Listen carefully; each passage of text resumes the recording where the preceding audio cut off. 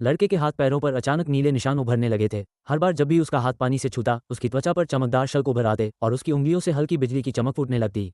एक रात उसने पानी की बोतल नीचे रखने की कोशिश की, पर बोतल उसके हाथ से चिपक गई। उसने जोर लगाकर छुड़ाने की कोशिश की, मगर अब उसका हाथ दीवार से चिपक गया। कुछ ही पल में वो पूरा का पूरा छत पर लटक गया। आखिरकार उसने अपने मम्मी पापा को बुलाया, लेकिन अजीब घटनाएं यहीं खत्म नहीं हुई।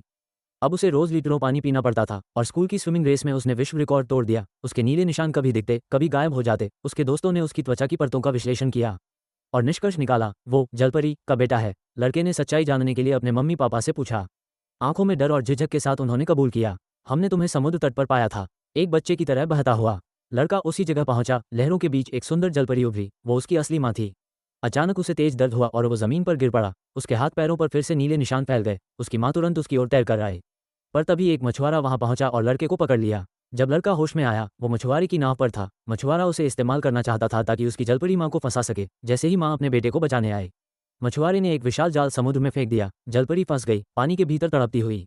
पर किस्मत को कुछ और मंजूर था। मछुआरे का बेटा दरअसल लड़के का सबसे अच्छा दोस्त था। उसने अपनी जान की परवाह किए बिना जाल काट डाला और जलपरी को आज़ाद कर दिया, मगर खुद उसी में उलझकर बेहोश हो गया। लड़के ने कांपते हाथों से बिजली की हल्की धारा छोड़ी, जिससे उसका दोस्त फिर से सांस लेने लगा। मछुआरा सन्न रह गया। उसने अपने किए पर गहरी पश्चाताप महसूस की और उस दिन से उसने कसम खाई कि कभी भी समुद्र और उसके बच्चों को नुकसान नहीं पहुंचाएगा।